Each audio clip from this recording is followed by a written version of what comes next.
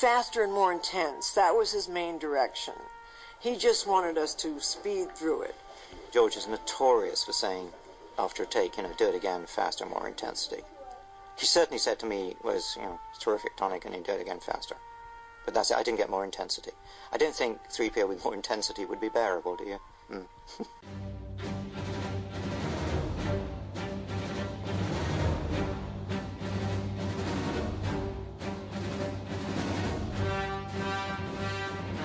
Well, hello everyone, and welcome to Faster and More Intense. I am your host, Shiloh Camrath, and with me, as he always is my co-host, George Costel. Hello everybody.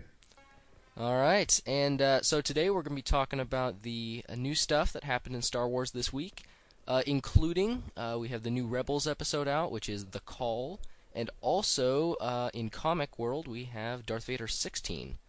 Yep, but before we talk about those, we'll hit up some of the news that's been coming out of Star Wars this week. And there's been a pretty decent amount. Toy Fair is going on right now, so on the collectibles front, plenty of new reveals. So far we haven't seen too much from the show floor as of the time of this recording. I'm sure that'll change by the time this is released. But they've revealed a new action figure set, Encounter on Takodana, which features the first Maz Kanata action figure. Is this going to be 3 3/4? Yeah, 3 3/4. Okay.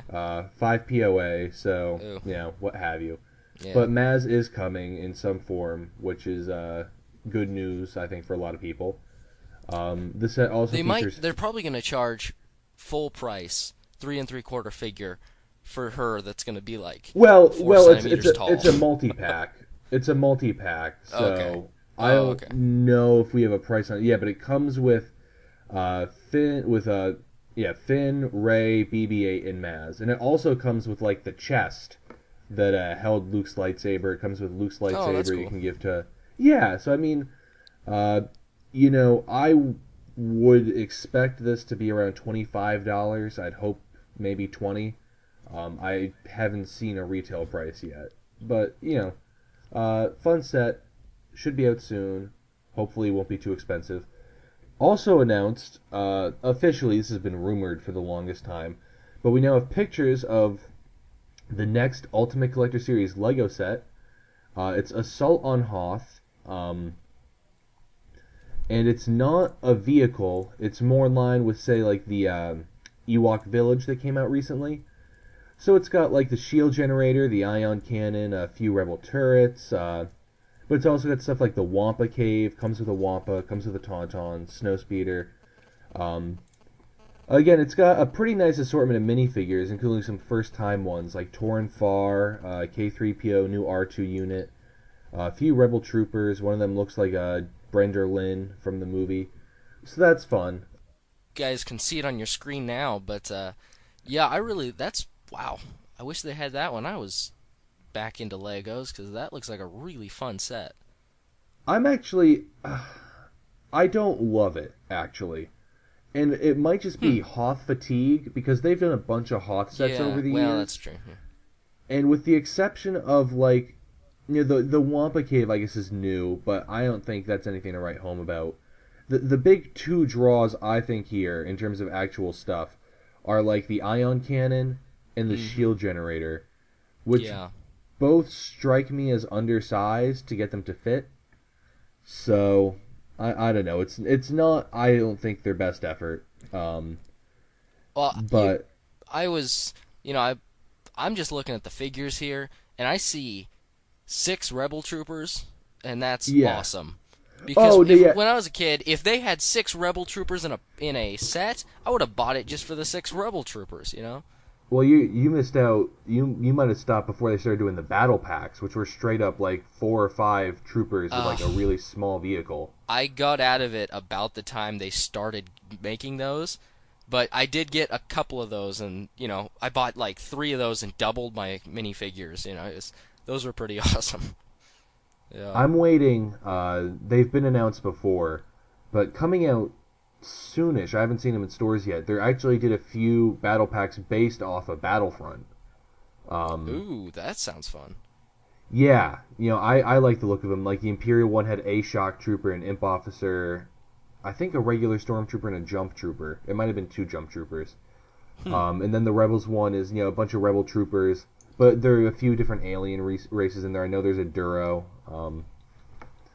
So that'll be fun when those finally hit. Also coming out of Toy Fair, we have gotten our first look into the Funko booth. And if you collect Pops, they revealed a bunch of those. Biggest ones, there's a General Hux coming. They showed Luke Skywalker. They showed the art, not the final one. But Luke's coming, Hux is coming. They're doing an unmasked Kylo Ren. There's a Rey with a lightsaber. And what will probably be the happiest news for fans of internet memes everywhere, the Riot Control Stormtrooper is coming. So you can have your very own traitor. Funko Pop. I gotta say, just the look of these guys, I never really have cared for them. I mean, I guess they're okay, but... Yeah, it's definitely an acquired taste. I didn't love them, but, there are a few licenses that Funko has that essentially no one else does anything for. So, Star Wars obviously not one of those. You have plenty of other Star Wars options. But I don't know, they've been growing on me. But I definitely understand why people don't like them. But, to each their own, I guess. So that's fun. Episode 8 has officially begun production. Yep. I think we talked about it, starting to ramp up a few weeks ago. It's officially begun filming now. So that's exciting. That is crazy to think about. The way they make movies. I mean, we just automatically assume, they're done filming. Yeah, they'll be done with the movie in, a few weeks. But it's like the filming's the shortest part of the movie. It's crazy. Yeah, especially nowadays. With all the CG and everything, Exactly, yeah. I mean, a few weeks is always, I think, optimistic.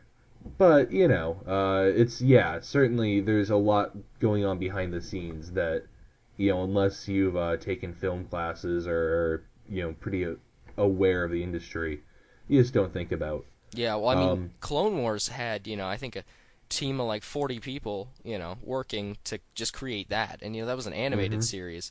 Yeah. I can't even imagine, when you have to do these huge CG shots, some scenes that are nearly entirely CG, the amount of man hours that would take to create those. It's just... Yeah.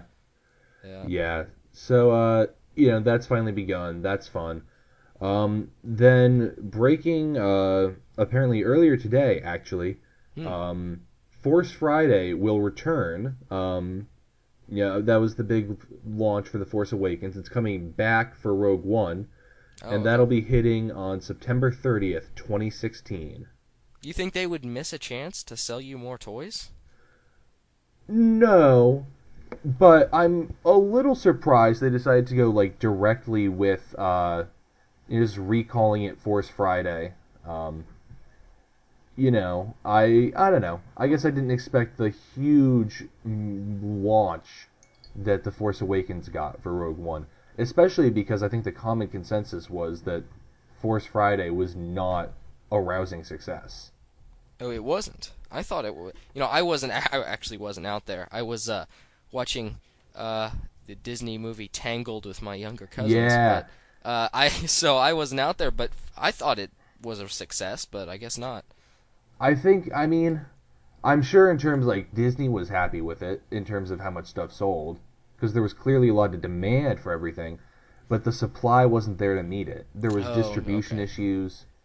Yeah, I remember. And if you missed stuff at Force Friday, there was a decent chance that you weren't going to see it for a few weeks.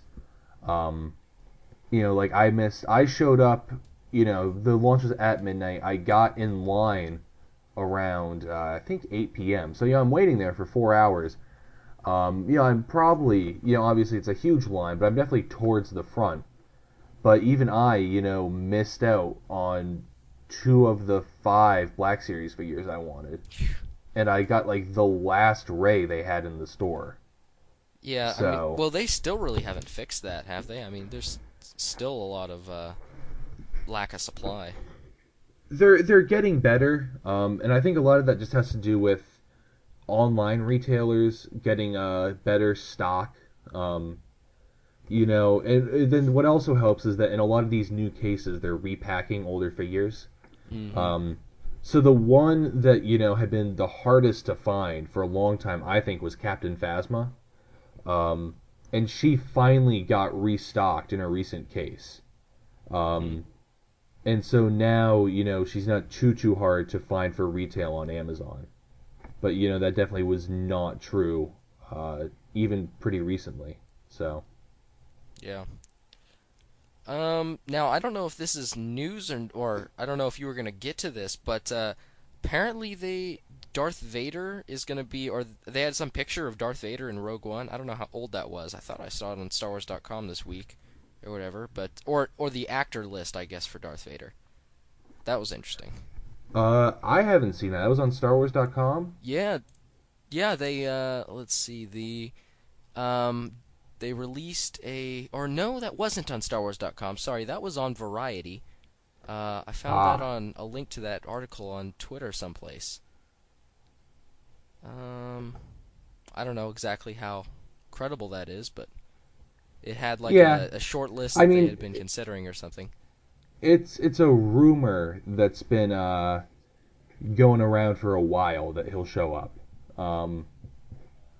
So, I don't know if it's exactly news, if there's no confirmation. But, you know, I think I want to be relatively surprised if he doesn't show up for at least a little bit. Hold on a second. Did I say Darth Vader? Yeah. I actually meant Han Solo. I meant Han Solo. I'm so sorry. That was the list that I saw. It was for actors that they are considering for Han Solo. There was like 5 or 6 of them that they had. Well, yeah, we have... Yeah, there is a Han Solo shortlist that's been bouncing around, you know, for the spin-off movie, but then you're right. The rumor has it that they're casting so far out so he can be introduced in Rogue One. Yeah. So, see, this is why I don't do the news for the week. See, that's why that's your job.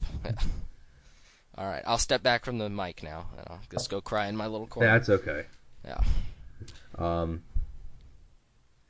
So, you know, yeah, Han, there's a short list, some of the names on it, Miles Teller, Ansel Elgort, Logan Lerman, Dave Franco, a few more apparently have popped up just recently, Taron Egerton, you know, he was in Kingsman, and Alden Ehrenreich, I probably just butchered his name, breakout star from Hail Caesar, I quite liked him in that. So again, all rumors, but, you know, potential Han Solos there. So that could be fun. And yeah, you're right, rumor has it that he will make his first appearance in Rogue One to introduce him for his spin-off film. Well, I think that'd be pretty cool. I mean, just a short little cameo, I guess. Unless he's a main character, which I would not like. Yeah, no, he won't be a main character. Yeah. I think they're too far into production to have him do anything huge. Realistically speaking, I've heard it's almost done. Yeah. But you know, we'll see. Yeah, it's hard to think we've got less than a year till the next Star Wars movie. Yeah, coming up fast. Yeah. Alrighty, well, anything else for the week, or is that about it? In terms of news, I think we've hit all the major stuff. Okay, well, then I guess we'll move on to Rebels, and that would be The Call.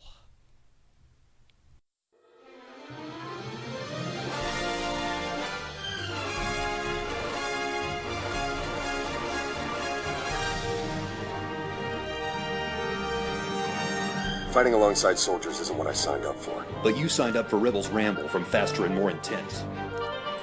Alright, right, so as promised, we are going to be talking about the latest episode of Rebels, The Call. And yeah, it was. I thought it was a pretty good episode. Definitely above average for this season. But George, you thought it was a little more mediocre? I mean, I would say pretty good. You know, it had definitely some standout moments. But I would say I'd probably rate it, lower than last week, and probably lower than The Protector of Concord Dawn. But it was pretty good. I would say it would end like the streak of pretty solid episodes Rebel's been doing.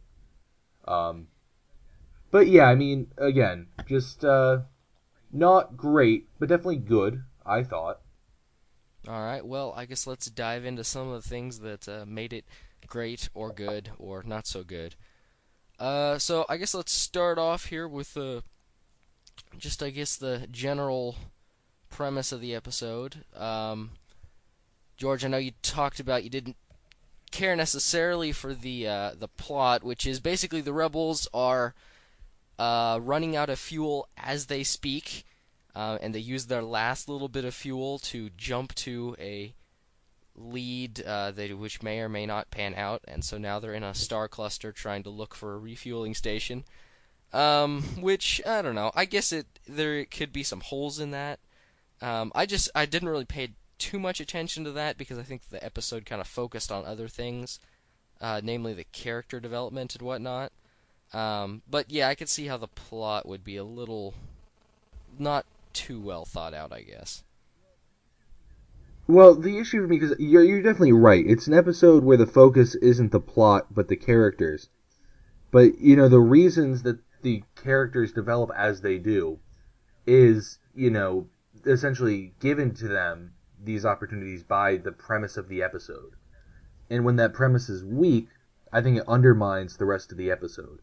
And so for me, just the idea that, the Rebel fleet as a whole, I guess, is running out of fuel.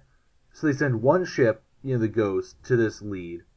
But they don't bother fueling it up with, say some of the reserves from the other ships or whatever. And so because it's not like the Ghost is an independent, like, this would have made sense in the first season. Because they're by themselves, like, them running out of fuel, I'd be like, yeah, I buy that. But now when they have this whole support structure with the Rebel fleet behind them, I find it kind of weird that, they're off having to go steal fuel, and then, run out of fuel as they attempt to steal it. Like, it just seemed strategically, like, I don't know, really dumb. So, it led to some great moments, I agree, but I don't know, it was a suspension of disbelief to start the episode that kind of had me off on the wrong foot out of the gate. Yeah, and, yeah, I agree that it was a little strange, but oddly enough, for me, the plot, I probably have more complaints about the plot than you do generally, George. I'm always complaining about some kind of, like you're saying, suspension of disbelief. But oddly enough, in this episode, I really wasn't paying attention to that. And I'm not exactly sure why. And I think it was probably because of the first couple moments with Kanan, which he had some great one-liners in this episode. I thought he was just absolutely hilarious in this episode. Yeah. Very sassy, this episode, and to Hera. It was fun because it wasn't your typical Rebels humor that was just kind of, I don't know, the typical Ezra humor, which kind of isn't funny. It's just like, oh, there he goes again.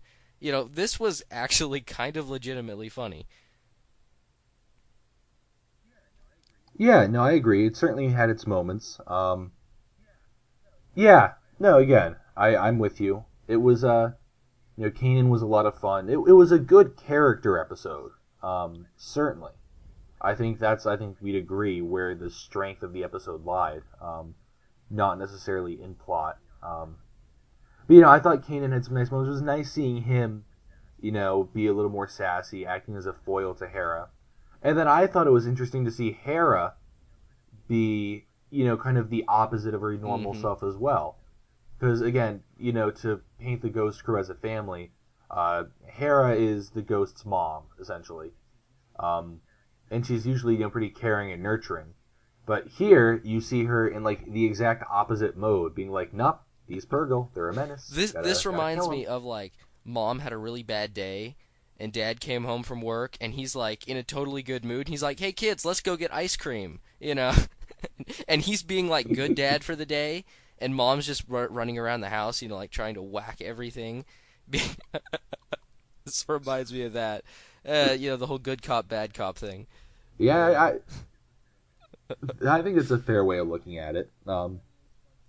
Yeah, so, it was fun seeing her outside her normal self. Zeb and Sabine, I think, were essentially non-factors in terms of, like, character development.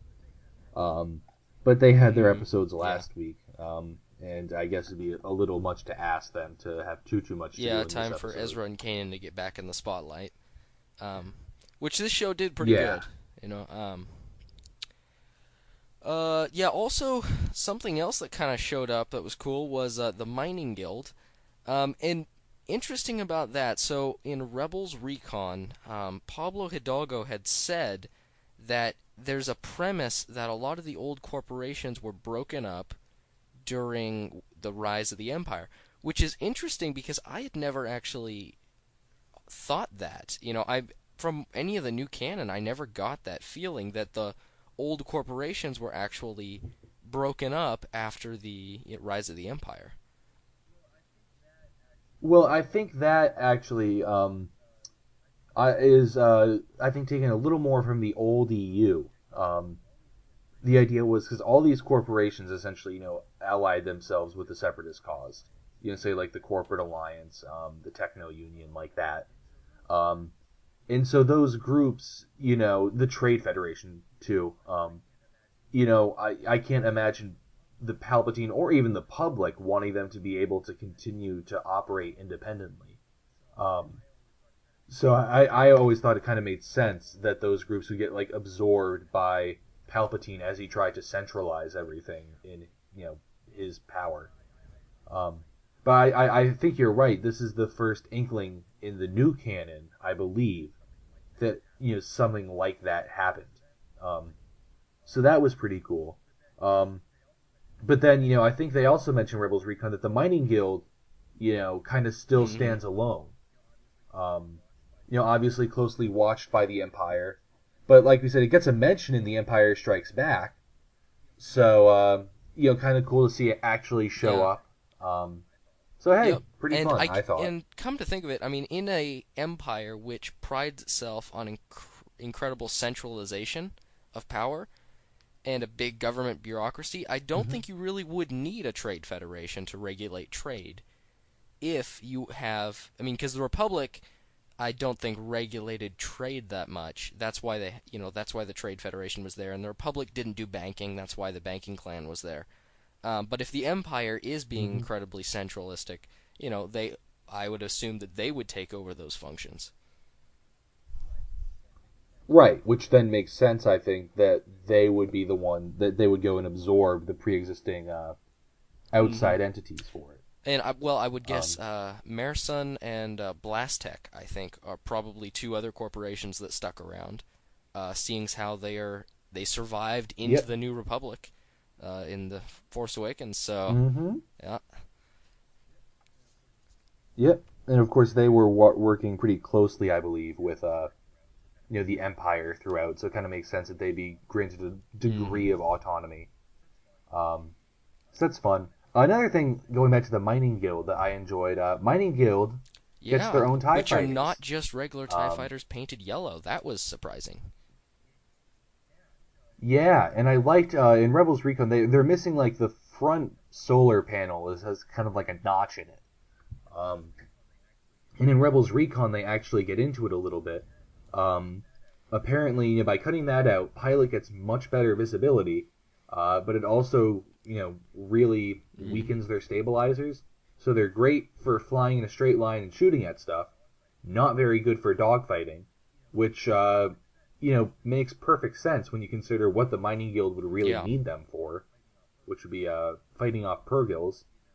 So I thought, very nifty in that regard that they actually managed to weave that much thought into just, essentially a simple Yeah, TIE fighter I appearance. really was surprised they did that too, because the track record of the show is more paint it yellow and now it's a mining guild TIE fighter, but I really like how they're going into that much detail on this.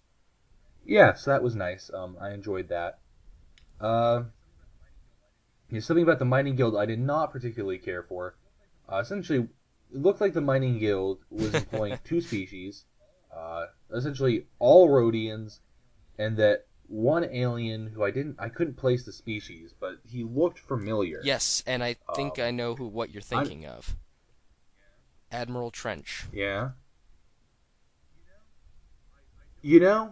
I don't think it was, because his eyes are different, right?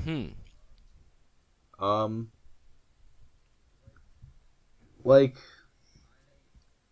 I felt like it went back to, like, concept art, actually. Concept art for Admiral Trench? I don't. Huh. No. All right, well, sorry, he's a spider kind of thing. Yeah, I guess. I mean, I'm gonna Wikipedia and see if I can get more info on him. But I again, just essentially a non-presence. I thought, they're introducing this central villain, and I thought it was a very, very weak villain. Which, again, I guess goes back to the episode's focus on characterization for, essentially, mostly Kanan and Ezra, with, I guess, some Hera thrown in for good measure. So, I guess that makes sense, but it's still a little disappointing. Okay. Oh, and I got the guy's name. It's Yushin. Yushin. And I don't think we have a name for him, but yeah, he's got these weird eyes that, again, I think are concept art, but very different than Trench, I think. But yeah, so it's just Yushin and a bunch of Rhodians. Well, and my thought on that is that Yushin, some like lower level manager in the mining guild, and they're like, okay, we need you to go do this project, and so he, they give him his credits, and so he goes to this colony world of Rhodia, or maybe they're near Rhodia, and he's like, hey, I need a bunch of migrant workers, I'm hiring, and they just like pack onto the ship, and he flies them out here, and they start building this base. So my retcon for that is that he just he didn't buy, he hired all of them in the same place at once. Not that the mining guild only employs Rhodians. Makes sense. Yeah. But yeah, that was, again, just, I don't know. Nice seeing the mining guild didn't love Yushin. What are you going to do? I guess let's start talking about the character development now. So I guess let's start with... sounds good. Well, we already talked a little bit about Kanan. But one thing that I really liked about this episode, more than anything else, is that I think it's showing a little bit more of a divide between Kanan and Ezra and the rest of the Ghost crew. As their Force abilities are growing, and as they're spending a little more time and energy on the Force, and after some things they've seen, it almost seems like they are on a different plane than the rest of the crew. Whereas the crew, they're focused on the mission, whatever. Well, Ezra starts feeling a connection to the Force, and Kanan's like, okay, hey, let's change the plan, put all our lives at risk so you can explore this connection. Trust your instincts thing. And the rest of the crew is looking at him like they're crazy. Like, why are you doing this? And I really like that because it's just showing, you didn't exactly see Jedi. I mean, well, I guess you did with the clones, but, a lot of times the clones were like, why are you doing this? Can you do that? And then, it's like the Jedi are all constantly operating on a different level. And I think we might be starting to see that here. Yeah, no, I see what you mean. And yeah, I agree. It's certainly showing the divide. I really enjoyed, their exploration of Ezra here, especially. Kind of, again, not just highlighting his divide from the rest of the crew, but showcasing his differences with Kanan. Who, again, both are, have their strong suits as Jedi, but they're making it clear that those aren't exactly the same. Ezra seems to have this, natural ability to connect to the Force, with other living beings. You kind of see that with the, the baby back in the Children of the Force, or no, it wasn't Children of the Force. That was the Clone Wars one. It was, yeah, I think Future of the Force. So you have him there, which I thought worked well. So they're continuing that here. Which again I thought was fun. It was nice seeing his connection with the Purrgil. Led to some very nice imagery. So hey, good stuff, I guess. Like you were saying, with Kanan and Ezra, their differences, I think that was definitely very pronounced in this episode. Whereas Ezra uses the Force mainly, he uses it on the defensive to protect people he cares about, and he also uses it more passively to connect, whereas Kanan, it seems he has kind of one use of his Force, where we're starting to see him, even in combat, he's starting to get better. So I think Kanan is definitely a more militaristic user of the Force, and that could be just because, Ezra, this is a show is for younger crowd, and Ezra they're supposed to identify with, even though Ezra did kill someone this episode, completely kill someone. He threw them off a ledge, but yeah. Yeah, Ezra, I'm always amused how wildly oscillating Ezra's thoughts on not killing people are. Because here's a guy that only uses I don't think I've ever seen him cut someone with his lightsaber, and he's constantly using as a stun blaster. But at the same time, he's ready and willing to just shoot down Mining Guild TIE fighters. He's pretty ruthless with some of these Mining Guild workers. So I don't know. For all that showcasing his connection with the Force, I think they need to, firm up their position on that. Either drop it as a story thread that he doesn't kill people, and maybe it's not even supposed to be a thread anymore, or double down on it and showcase him, not actually. Yeah, because I don't think I would have minded if from the very beginning, they discussed, they made that a plot point where Ezra didn't kill people because he didn't believe in it. He was sick of the killing after his parents died or something. Where he just wants to be a passive, user of the Force, which would not be the first person. There was a lot of Jedi, there was a lot of people who were like that. Obi-Wan Kenobi definitely killed a lot of people, but he never got the enjoyment out of it that, say, Anakin did, or he never found it as necessary as Anakin did.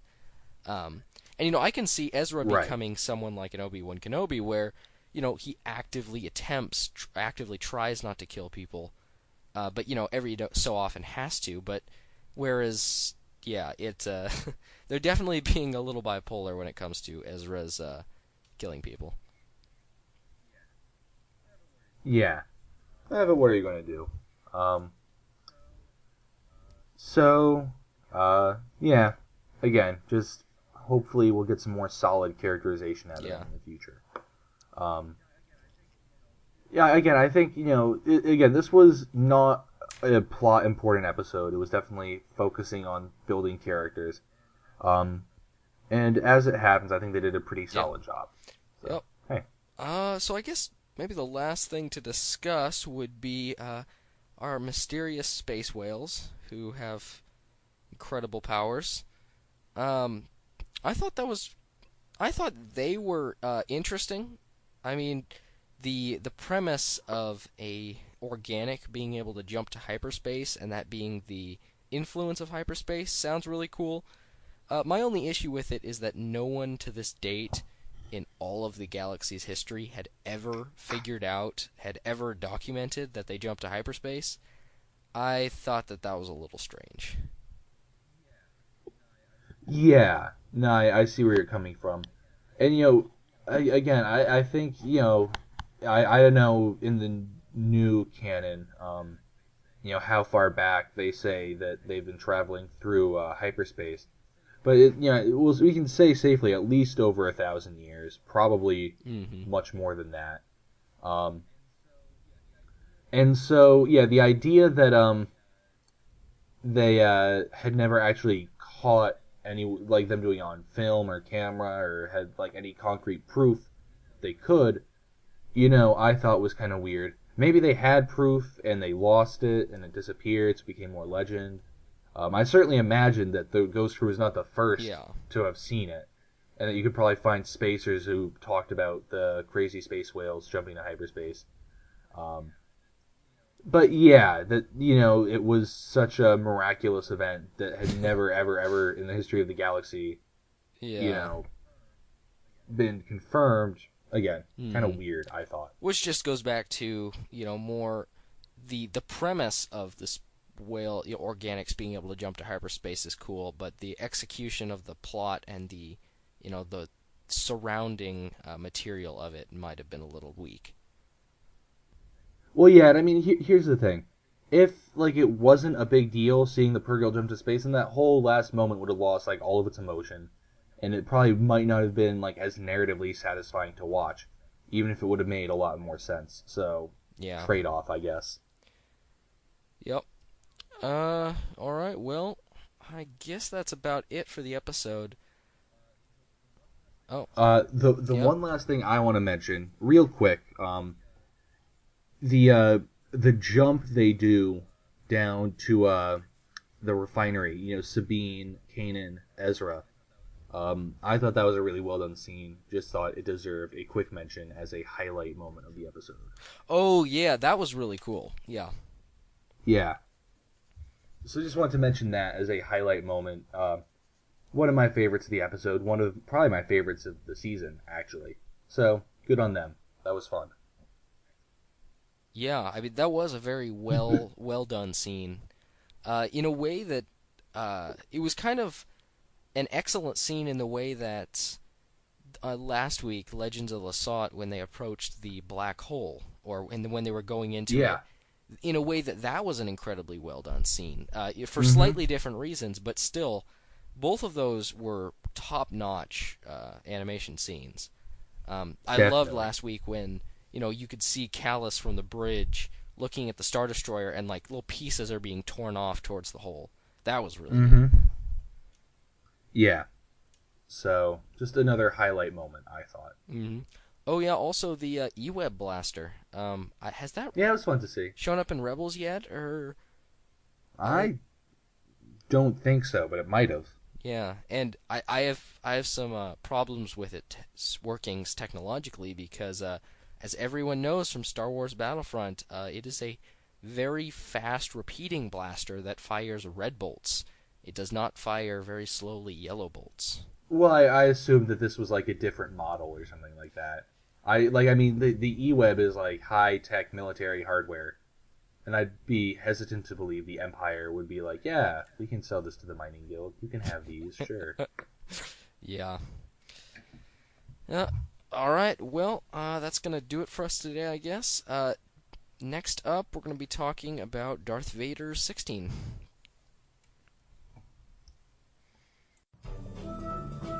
Kid, I've flown from one side of this galaxy to the other. I've seen a lot of strange stuff. But I've never seen anything as strange as galactic graphics from Faster and More Intense.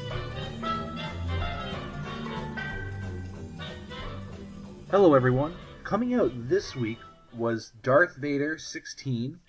It is the first arc after Vader Down, and the first arc in the Shu-Torun War. And I thought it was a pretty darn good issue. Shiloh, what were your general thoughts on it? It really was good. I mean, yeah, I don't know if it topped last week's issue, which I think still is my favorite issue of all time. But it was still pretty darn good. I mean, it did not disappoint at all. It was much higher, I think, than most other Darth Vader issues have been. Some of them have been pretty good, but this is definitely in my top one or two. This, again, similar to last week, I really don't have anything significant to say bad about it. I mean, it just was a really good issue. Yeah, no, I agree. I thought it had a lot going for it, which I guess we'll probably get into specifics pretty soon. I guess starting at the beginning, deals with the immediate fallout of Vader down, with him just essentially presenting Carbon's mangled body to Palpatine. And it's a pretty fun scene between the two of them there, I think. Mm-hmm. But it's we don't see Palpatine too often in Vader, which actually kind of surprises me. So it always, I think, is fun when he shows up, and I enjoyed their interactions. And then again, we get the whole full-page splash for Darth Vader, the Shu-Torun War. So it's essentially winds up making the opening pages function sort of like a cold open for the issue, which again I thought was pretty nifty. Yeah. So yep, I really liked it. Similar to the way Rebels does theirs, which made it feel more like an episode, which I think was appropriate. As in this, I guess it's part of, it felt like an episode kind of thing. But yeah, it was really good. I think we're definitely starting to see Vader, I mean, if we haven't already, as the very much the kind of the hero anti-hero thing of this story, versus Palpatine versus everyone else. I think we're really, we're definitely rooting for Vader here. I mean, I don't think there's many people who at this point are not rooting for Vader. Yeah, I agree. I mean, I think you can definitely argue that he doesn't necessarily come across as heroic, but he's definitely, you side with him. He's clearly the protagonist of the story. Well, he's not the worst guy in the bunch either. I mean, well, exactly. That helps too. Well, then I think the other thing is, we know Vader. We've known him for, almost 40 years now. The beginning of Star Wars, I guess, he was there. Yeah.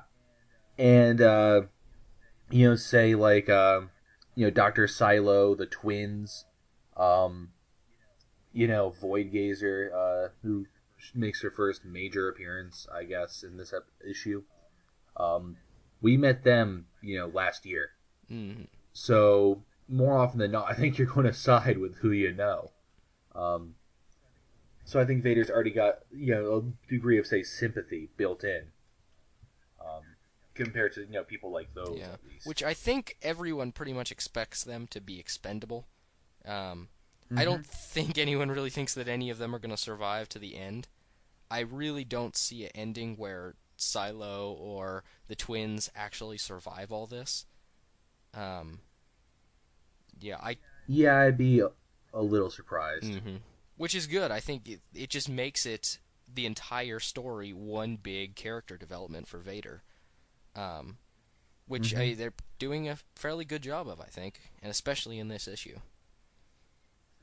So far, the only person from that whole little gang I could see surviving is actually Void Gazer, who, shows up, does her job, is competent, and from what we've seen, is not openly antagonistic towards Vader. Because obviously Carbon was directly plotting against him, and that led to his death.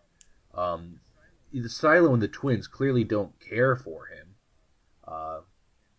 And so, I would argue it's probably only a matter of time before they pull something that Vader, does not appreciate, and he kills them. But, as long as Void Gazer, I mean, honestly, if you're in that place, just keep your head down, do your job, and Vader will probably let you live. Yeah, and I think that's what makes Vader, we identify maybe more with him. Not only do we also know him, which is a big deal, but also because they've gone out of their way to make Vader the least of the bad guys. Vader has always been, I mean, he's very cruel, and he's very, he dispenses justice, but he's always tried to be at least fair, at least in his own mind. If he's not going to do something, I mean, he's always really hated injustice. He always has. Now, he may have a warped sense of justice, but he still dispenses it in his mind fairly. Right. No, I see what you mean, and I think you're right that certainly makes him feel a little more sympathetic. So that's good. Speaking of other returning characters, we get to see Queen Trios, I believe it is. she gets to come back, which obviously she kind of have to, seeing as she is the queen of the planet this arc takes place on. But I mean, I liked her character in the annual, and I liked her here too. Her like leading on the front lines with Vader, trying to stand up to him as she can.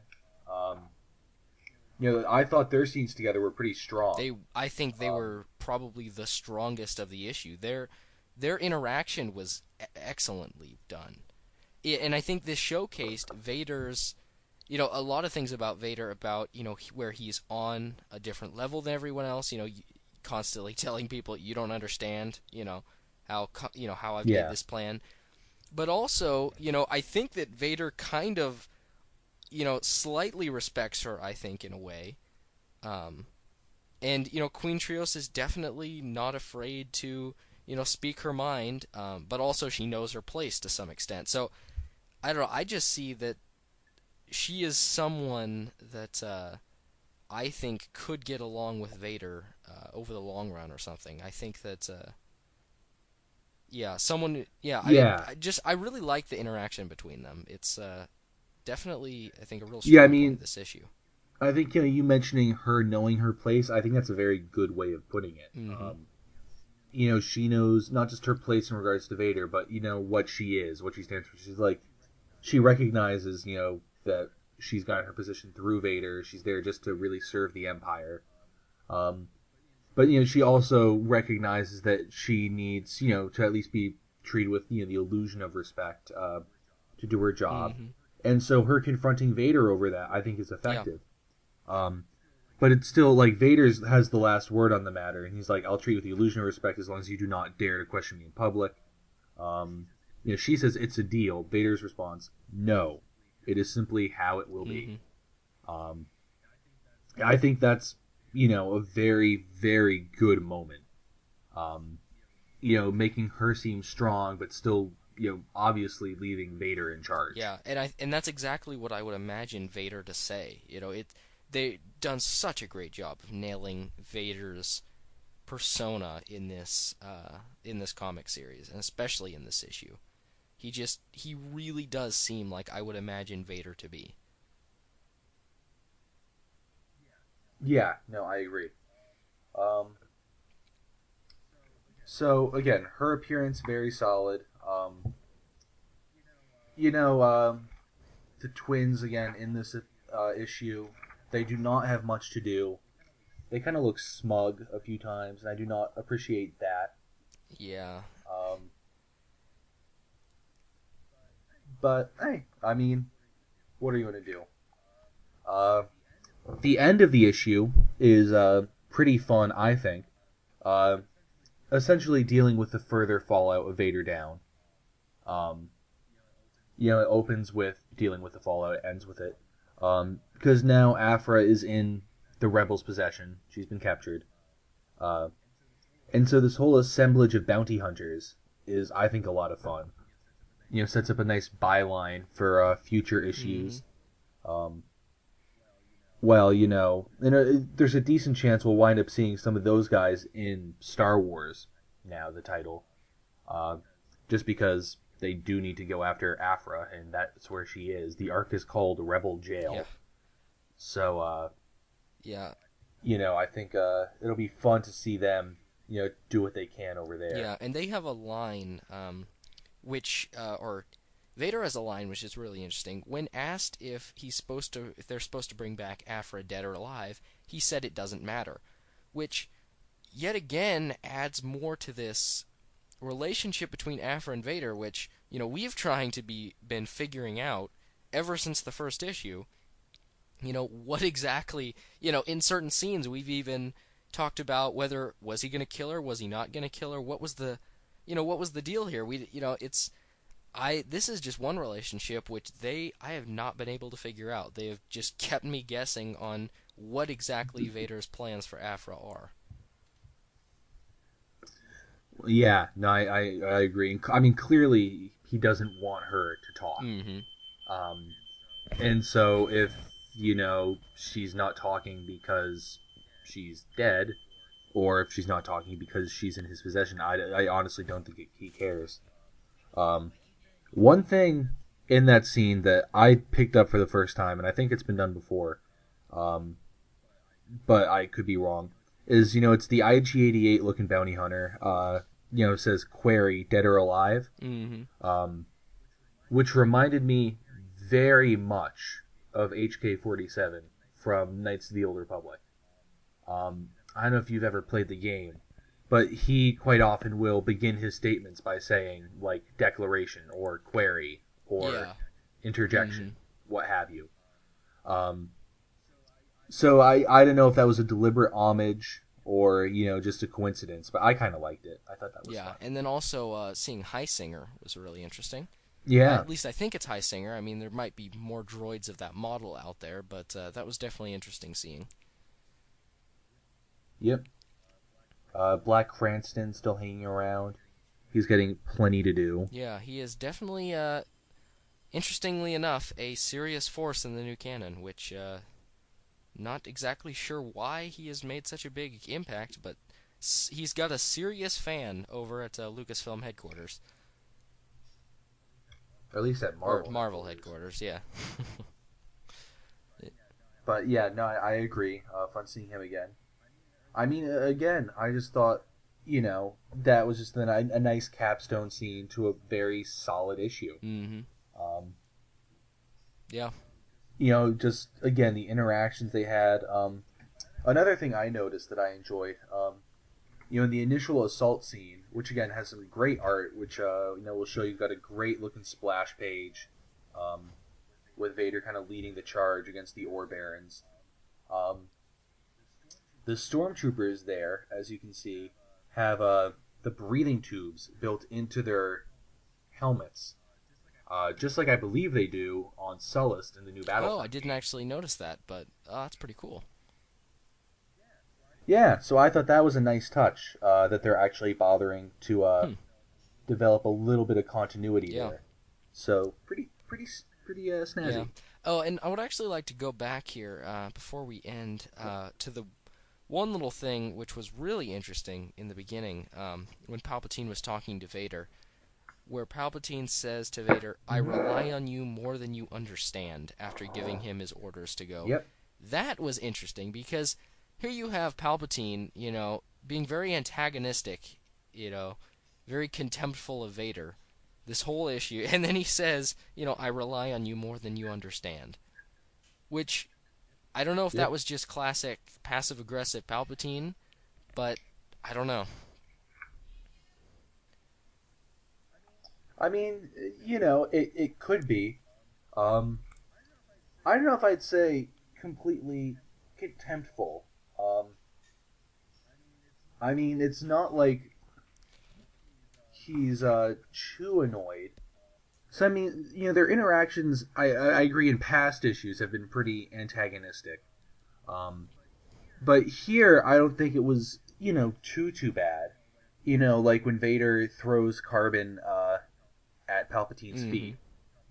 Palpatine's just responses are these lightsaber wounds, Vader. So, I mean, like, he's just like, you did this, and Vader admits to it.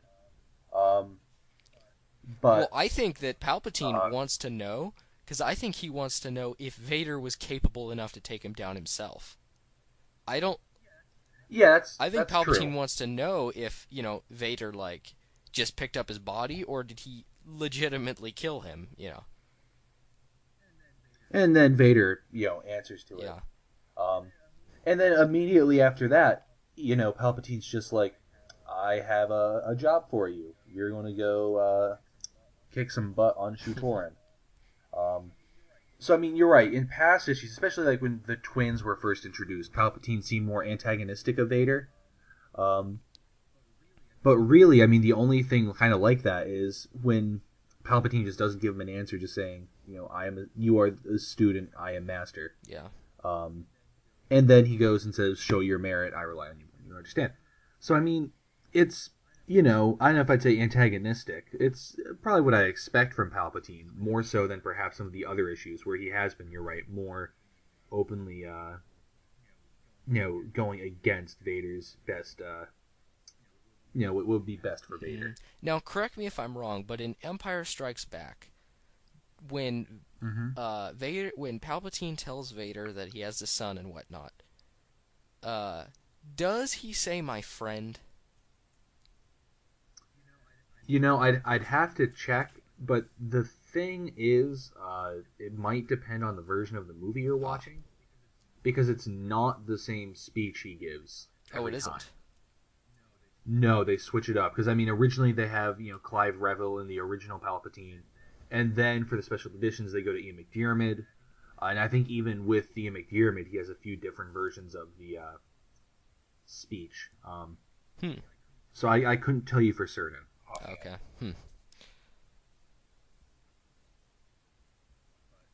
But yeah, I see what you're driving at. Again, I still think the best example in the new canon of their relationship is in Lords of the Sith. Yeah. But I thought here it was fairly strong. Another thing I liked about this issue was the again, just further delving into Shu-Torun. Because again, I feel like they've done a very good job setting up the general culture of the planet with really not much time to work with. Mm-hmm. Yeah. And I know you kind of enjoyed that, right? Yeah, I did. I found it quite similar, actually. They've mentioned barons, and now they have citadels, and these citadels are, old and extremely important, and there isn't very many of them.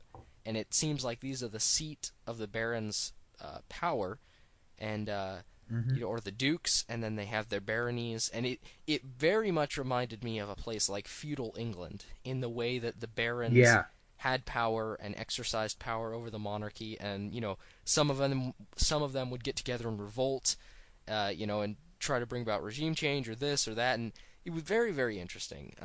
And I just really like how they are creating.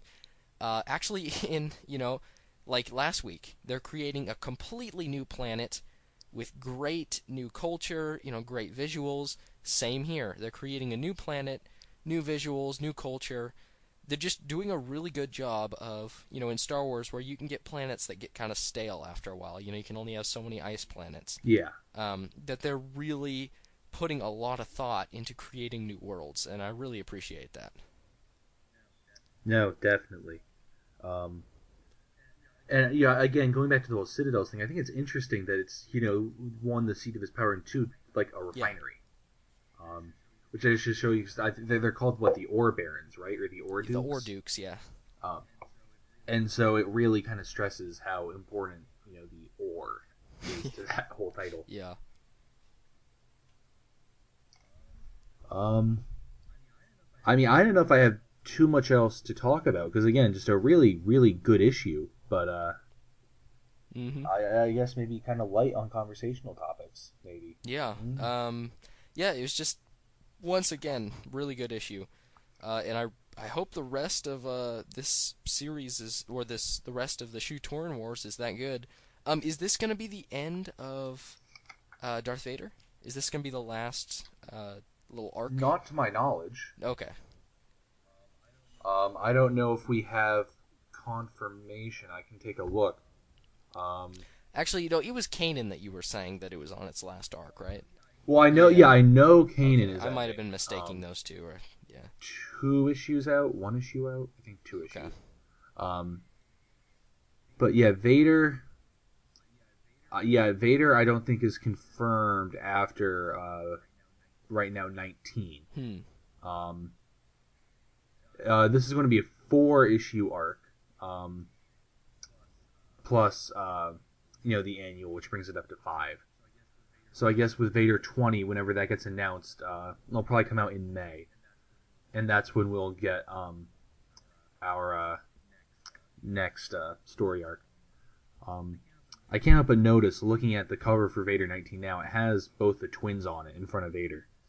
So they will probably become a more important driving factor in coming issues. Yeah. Yep. Speaking of cover, the cover for the next issue, that looks really neat. Yeah. Yes, it does.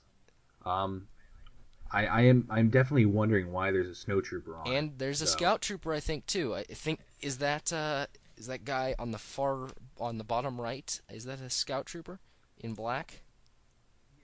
Yeah, so Shadow Scout Trooper, Storm Commando, it's something along. Or maybe those just lines. Invader's Shadow. I mean, the snow trooper is red. That's true. So who knows? But yeah, there is just kind of work in the field in terms of the various Imperial troopers on the cover. Actually, Vader. I was just gonna say, it is probably gonna be a very Empire-heavy episode or issue, I should say. You would certainly imagine so. And looking at it now, I actually kind of like the cover a good bit for Vader 18 too. So some good covers coming up soon, guys. Get excited. All right. Coming up next, we'll be talking about what's coming out next week. Chewie, get us out of here! Well, that'll do it for us this week. Next week, we will again be talking about the comics coming out, which looks like it's just going to be Star Wars 16. That's the start of the Rebel jail arc. So that should be a good bit of fun. Also coming out is the next episode of Rebels, which, again, should be a good bit of fun. Lots of fun happening. Mm-hmm. Yeah, I actually starting to have high hopes for Star Wars. You know me, I am not the biggest fan of the Star Wars comic line, but if it can keep up the momentum of these last 2 issues, I would be very surprised and very happy about that. Yeah. So, should be good stuff to come. Yep. For Faster and More Intense, I'm George Costel. That was Shiloh Camrath. And also, if you want to send us an email, you can always do that at fasterandmoreintense@gmail.com. You can find us on Twitter at FMI Podcasting. You can also find us on Facebook at Facebook/FasterandMoreIntense. And now we also have a YouTube channel at Faster and More Intense Podcasting. All right. Thanks for listening, and may the Force be with you. Always. Star Wars is the exclusive trademark of Lucasfilm Limited. All Star Wars names and sounds are the exclusive copyright of Lucasfilm or parent company. All content generated on this site is the exclusive intellectual property of Faster and More Intense.